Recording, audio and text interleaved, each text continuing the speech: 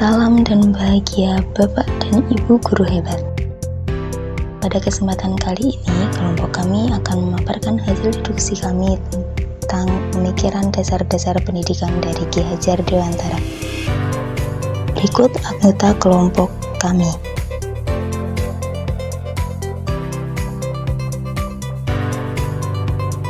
Sebagai bahan diskusi, kami menggunakan 5 pertanyaan. Yang pertama, apa makna kata menuntun dalam proses pendidikan? Yang kedua, bagaimana kata menuntun dimaknai dalam konteks sosial dan budaya serta penerapannya? Yang ketiga, mengapa pendidikan perlu mempertimbangkan kodrat alam dan kodrat zaman? Dan yang terakhir, relevansi pemikiran Ki Hajar Dewantara, pendidikan yang memerdekakan murid dengan saudara sebagai profesi pendidik. Kita mulai dari pertanyaan yang pertama ya. Apa makna kata menuntun dalam proses pendidikan? Menurut kelompok kami, menuntun di sini berarti memberikan pendampingan atau mengarahkan anak menuju ke tujuan yang ingin dicapai. Sebagai seorang pendidik, hanya bisa menuntun tumbuh atau hidupnya kekuatan-kekuatan kodrat yang dimiliki anak.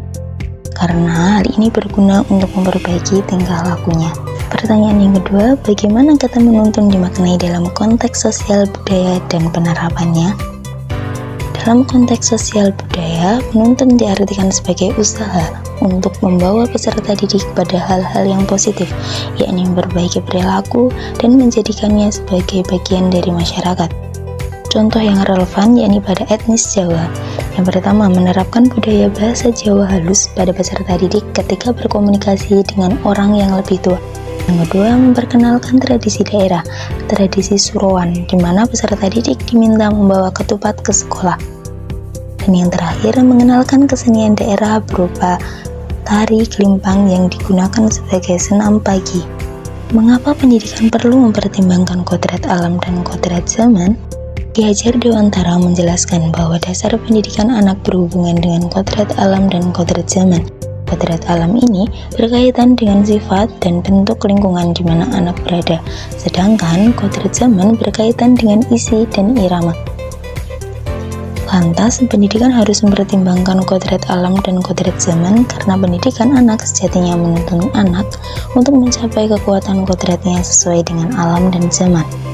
Bila melihat dari kodrat zaman, pendidikan saat ini menekankan pada kemampuan anak untuk memiliki keterampilan abad 21, sedangkan dalam memaknai kodrat alam, makna konteks sosial budaya, peserta didik di Indonesia bagian barat tentu memiliki karakter yang berbeda dengan peserta didik yang berada di daerah timur atau yang berada di daerah tengah.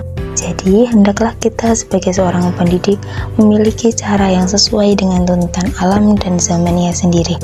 Artinya, cara belajar dan interaksi murid abad 21 tentu sangat berbeda dengan para peserta didik pertengahan dan akhir abad ke-20. Kodrat alam Indonesia dengan memiliki 2 musim, yakni musim hujan dan musim kemarau, serta bentangan alam dimulai dari pesisir pantai hingga pegunungan memiliki keragaman dalam maknai dan menghayati hidup. Demikian pula, dengan zaman yang terus berkembang dinamis mempengaruhi cara pendidik untuk menuntun para peserta didik. Pertanyaan terakhir yakni apa relevansi pemikiran Ki Hajar Dewantara, pendidikan yang memerdekakan murid, dengan saudara sebagai profesi pendidik? Pemikiran Ki Hajar Dewantara terkait pendidikan yang memerdekakan murid memiliki relevansi dengan profesi pendidik. Sebagai pendidik, kita harus memberikan kesempatan kepada peserta didik supaya dapat mengekspresikan dirinya dan menuntun peserta didik untuk tumbuh sesuai kodratnya.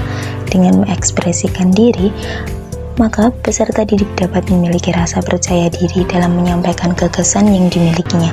Seorang pendidik yang menuntun peserta didik untuk tumbuh sesuai dengan kodratnya, berarti pendidik memberikan bimbingan kepada peserta didik supaya dapat mengembangkan potensi yang dimilikinya.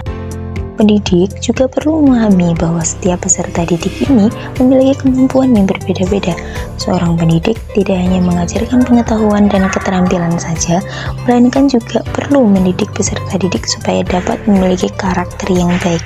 Selain itu, pendidik juga harus mendorong peserta didik supaya dapat terlibat aktif dalam kegiatan pembelajaran sehingga mereka dapat memiliki semangat dan motivasi untuk mengeksplorasi kemampuannya sendiri. Sekian pemaparan dari kelompok kami, kurang lebihnya kami mohon maaf. Terima kasih.